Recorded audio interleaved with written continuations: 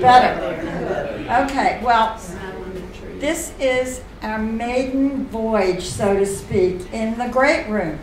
And we didn't know if we were going to have 5 people, 10 people, but I think we have 50 people. So thank you very, very much for finding your way here. This room is going to be used, you know, probably until June. It's kind of cozy and warm, isn't it? Yes. Yeah, kind of like this. All right. So the program today. First of all, I want to tell you who NAMI is. N-A-M-I, NAMI. National Alliance on Mental Illness. Okay? National Alliance on Mental Illness. It's an organization of families and individuals whose lives have been affected by mental illness. Created in 1984, it provides advocacy and support and education for mental health. Mental health used to be a no-no. No one talked about it. Nobody wanted to talk about it, and if you had someone in your family who had some mental health illness, they were basically shut away. There was a hospital down in Petersburg, I remember growing up, that nobody really knew the name of, but that's where people with crazy people would be put. My goodness, we've come a very long way. So today's speaker from NAMI is Hannah.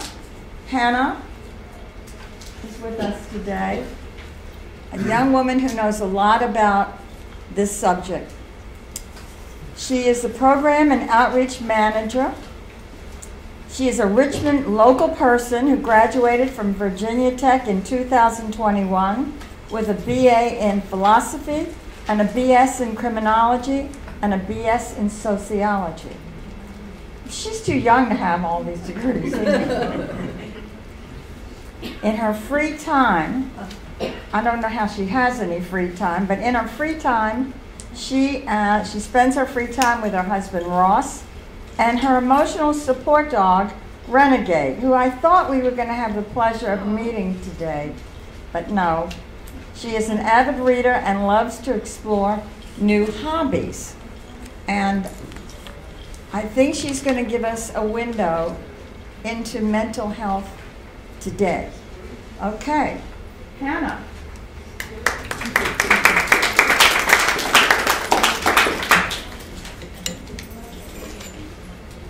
Good morning. Good morning. Can you hear me okay? Yes.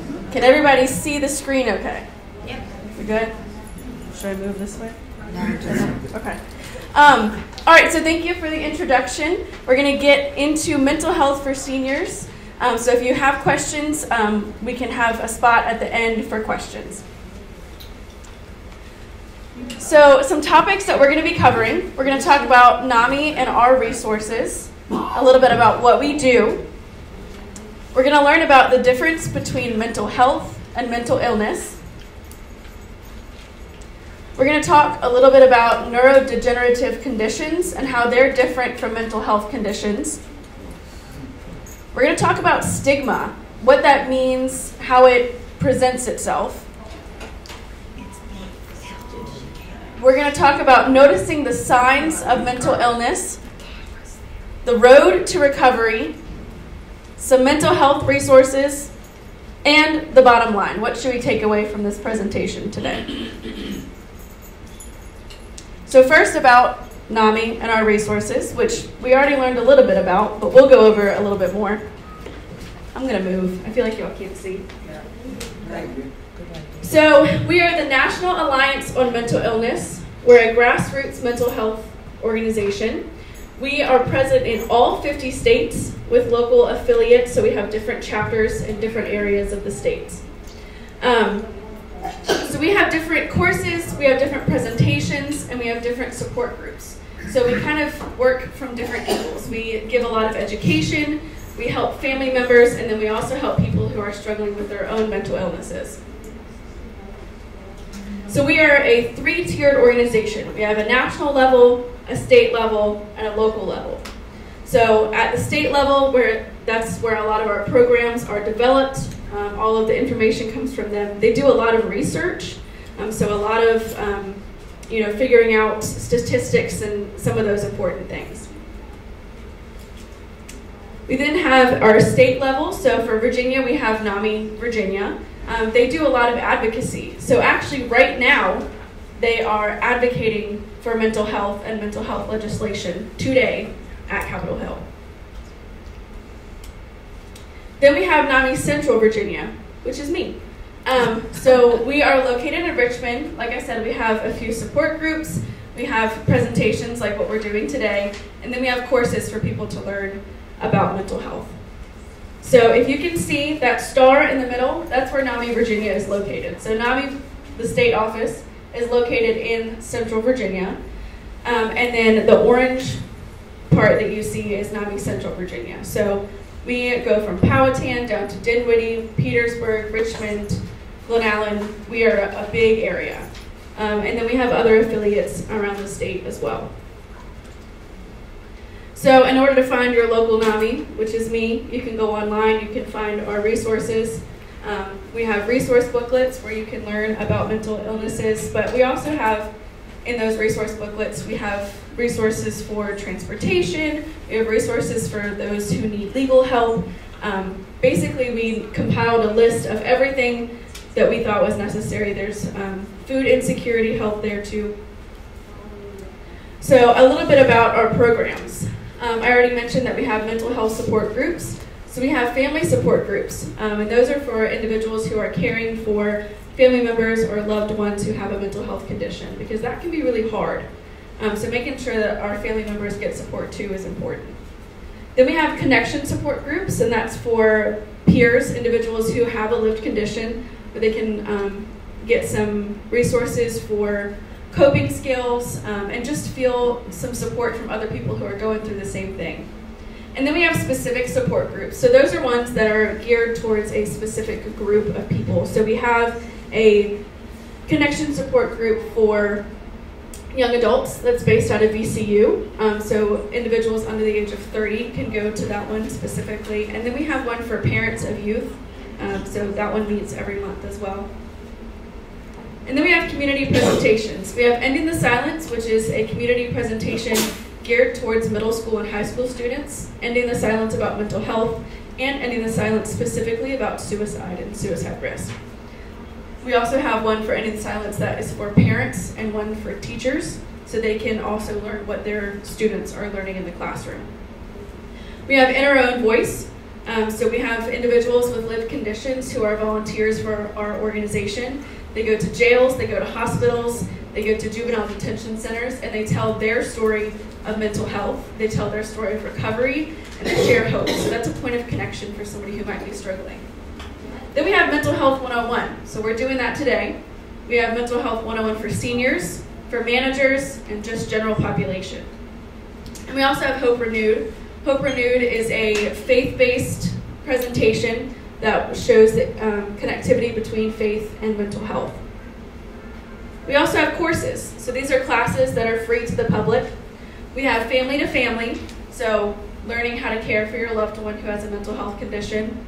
Peer-to-peer, learning how to care for yourself if you have a mental health condition. Children's Challenging Behaviors, which is parents can take this if they notice that their child has some behaviors that are concerning that might be related to mental health. And then we have NAMI Basics, which is Children's Challenging Behaviors, but online. So we're going to learn about the difference between mental health and mental illness. So mental health is focused on your your emotional well-being. Everyone has mental health. So just the same way that you have your physical health, you need to take care of your mental health. So that could be reading a book or taking a minute if you know that you're getting stressed out or that you feel that you're getting anxious. You know, mental health is just something that we should practice all the time. same way that you do with your physical health. And mental illness is more of a difference in brain chemistry. So there are a variety of disorders with these different symptoms. So things that might come to your mind are schizophrenia or anxiety disorders, depressive disorders. And 20% of Americans experience mental illness at some point in their lives. 5% of Americans experience serious mental illness at some point in their lives. And these are not the same thing as the aging process. And we'll talk about that too. So there are different ways that mental illnesses develop, but the one that's generally accepted right now is called epigenetics. So it's how your DNA and your environment work together to create this mental illness. So you might already have a predisposition towards depression that is in your DNA, and it might never show up because you might not ever have anything in your environment that will trigger that. But on the other hand, you could. So that is called epigenetics. So some of the things that are considered disorders are anxiety disorders, bipolar disorders, eating disorders, personality disorders, psychotic disorders, ADHD, depressive disorders, OCD, PTSD, and substance use disorder. We're not going to go through all these today, but that's just an example of what you can see. So some of our statistics, and I'm going to run over here so I can actually see what the statistic is. So 20% of seniors in senior communities are experiencing a mental health condition. That's 1 in 5 people. That's a lot. 1 in 3 don't receive mental health treatment for fear that it will be dismissed as a part of the natural aging process. I think I just unplugged something. If they're behind. Sorry, technical difficulties.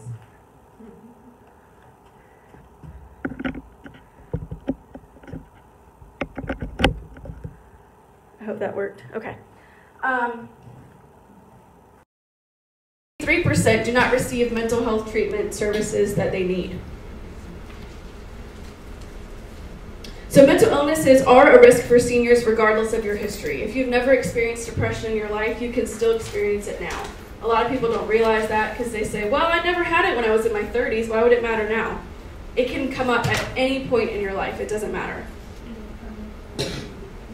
Seniors also have the highest rate of suicide out of any group, so this is a really important topic to discuss even after you leave this presentation today. Talk about it with your friends, talk about it with your family members. Make sure that we know that this is something that is important and needs to be discussed. And it's also important to know that there is hope for recovery. That's one of the biggest things that we talk about. That's one of the most important things in our presentations that we stress is that recovery is possible. There is hope, and early intervention and treatment can be really effective. So some of the neurodegenerative conditions that we'll talk about. And it's important to remember that these are not the same thing as mental illnesses. We have Alzheimer's disease, Parkinson's, Huntington's disease, and multiple sclerosis. I'm not going to focus a whole lot on this just because, like we said, it's not a mental illness. You might notice that I didn't say dementia, but that's because dementia is an umbrella term for loss of memory and includes some of these other things that we talked about with Huntington's and Alzheimer's disease. So mental illnesses are a part of psychiatry and psychology. I'm going to go back over here. And we have a wide range of conditions resulting from issues with communication between the brain neurons. So when I talked about epigenetics, this is where the DNA part comes in. So these things can impact the brain structure, and there is some evidence for common differences, but it's not distinguishable or fully understood quite yet. Whereas the neurodegenerative diseases that we just spoke about are in the field of neurology. They can progress over time, and they can be consistent at the same time.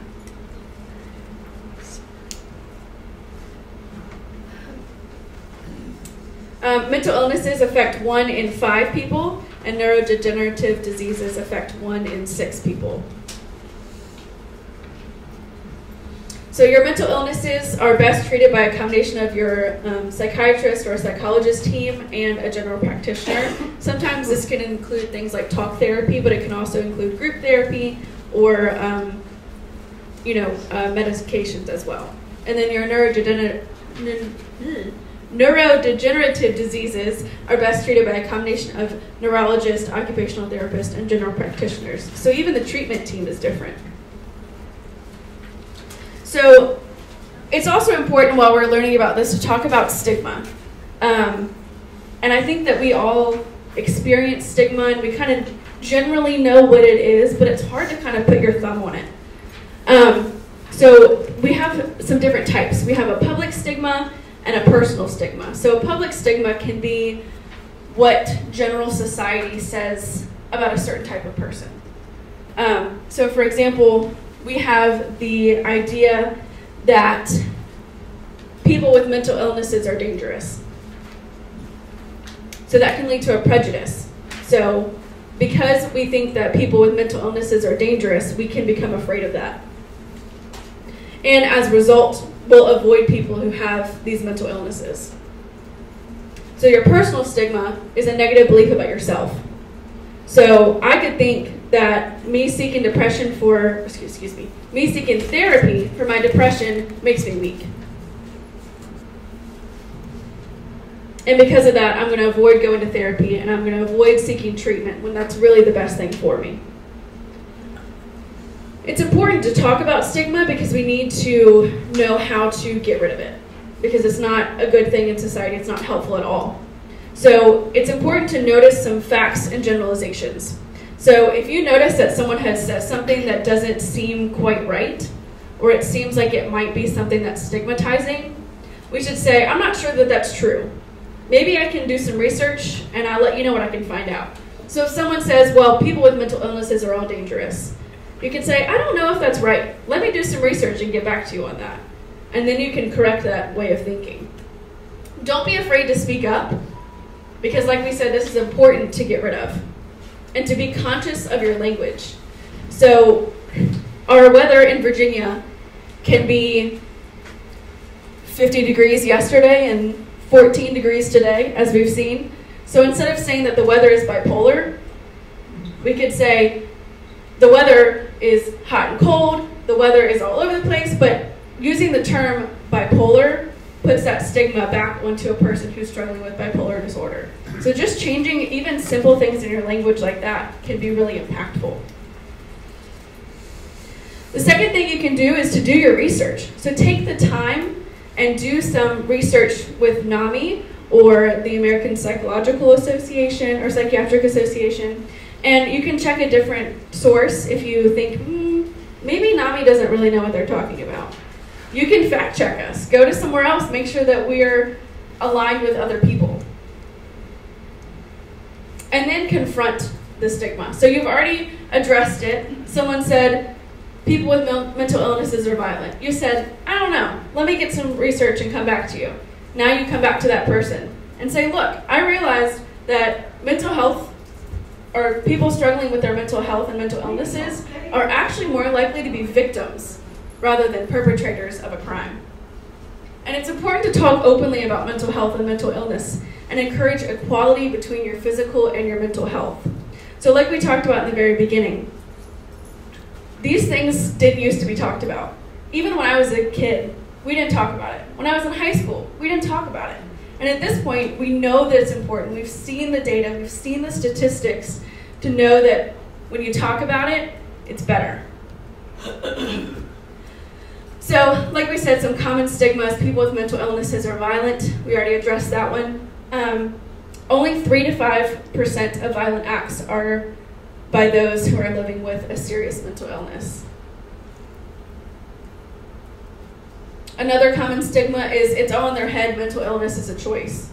That is not the case. Anyone who has ever struggled with any sort of mental illness will tell you, I did not want to feel that way. It was not up to me. Another common stigma might be that therapy is a waste of time and medications change who you are. That's also not true. Personally, I can tell you therapy works. It definitely works. So noticing some of the signs of mental illnesses. So there are some risk factors for those who are seniors, and these might be illness or loss of a loved one. That can be really impactful. A long-term chronic illness or pain. Neurodegenerative conditions. So we talked about how it's different from mental illnesses, but they can affect your mental illness or your mental health.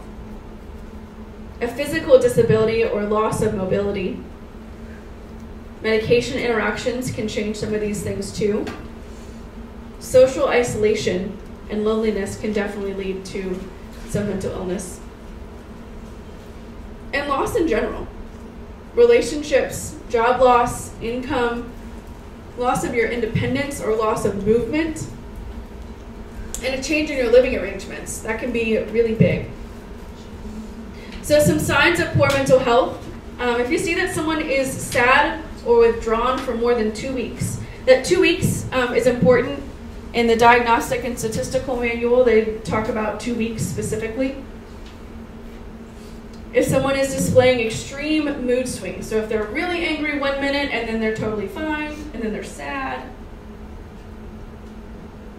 Confusion, disorientation, or issues with concentration or decisions. And so like we talked about the neurodegenerative, I cannot say that word today. Those diseases, they can also impact and kind of present the same way sometimes. Memory loss, especially with recent or short-term memory problems.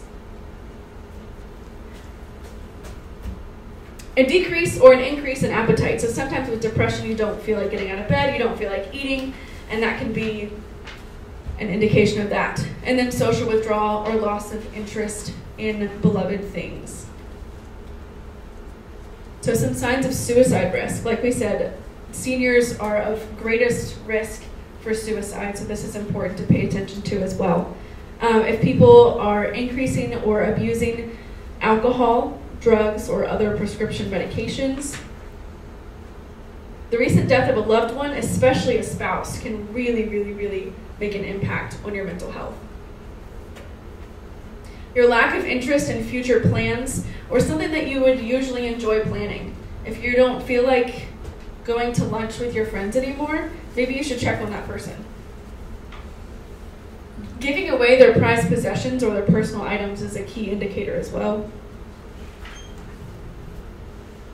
And there might be some medical conditions that limit their life expectancy. So if someone has just gotten a really bad diagnosis, this can impact their mental health as well. And then talking about being useless or hopeless or worthless can be signs of suicide. So some ways to respond if you notice these things in a friend or a loved one. Make sure that you start the conversation. It's better to say something than nothing at all. So we've actually seen research that indicates that saying something decreases the risk of suicide rather than increases. I know that some people are uncomfortable talking about suicide. They think, well, if I say something, that just means they're going to do it. No. If you say something, then they know someone cares about them. They know that they have a trusted person that they can talk to about what they're going through. And it opens the conversation rather than makes it worse. I don't know what that one says. I can't see it. Be direct. So like I said, are you considering harming yourself? Are you considering suicide? Saying the word can take away some of the pressure.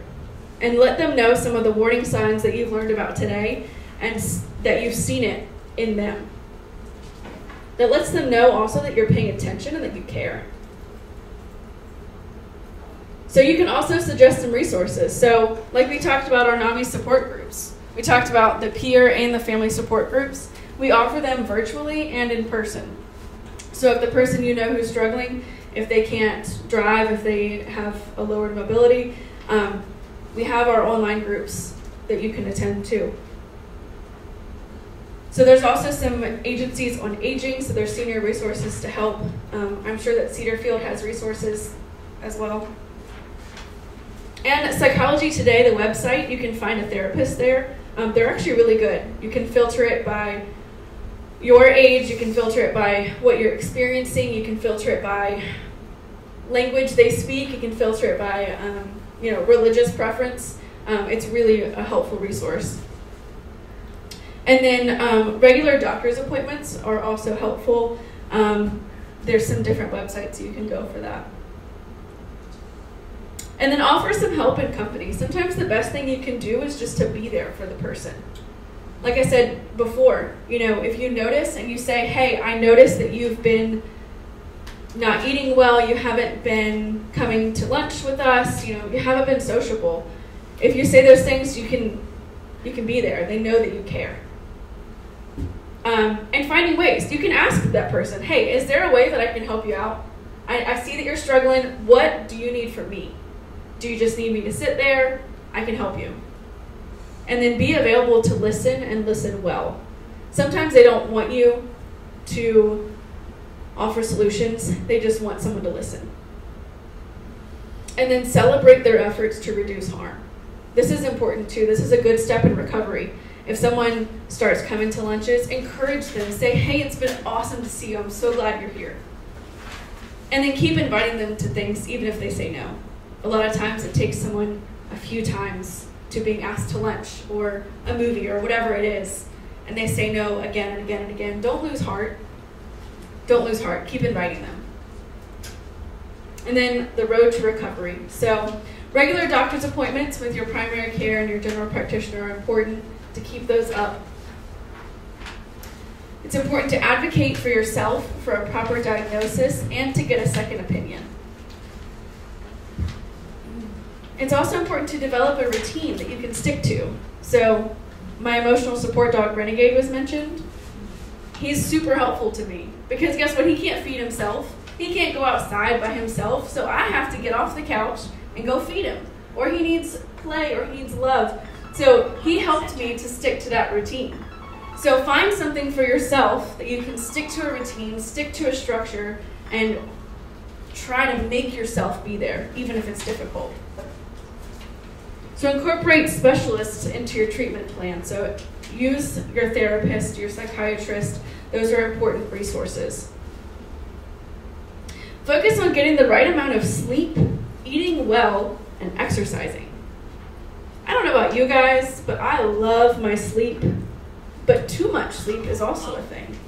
I didn't realize that until I had depression. But eating well is important, and getting your exercise is also important.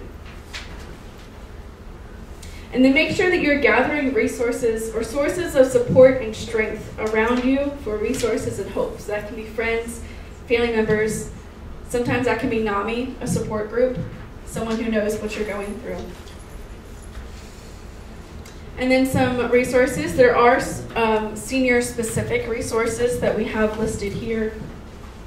We have the Adult Protective Services, Senior Connections, and there's the VCU Geriatric Psychiatry. National resources, you have us, NAMI, the Mental Health America, MHA, the National Institute of Mental Health, and SAMHSA is also a good resource. They're the Substance Abuse and Mental Health Services Administration.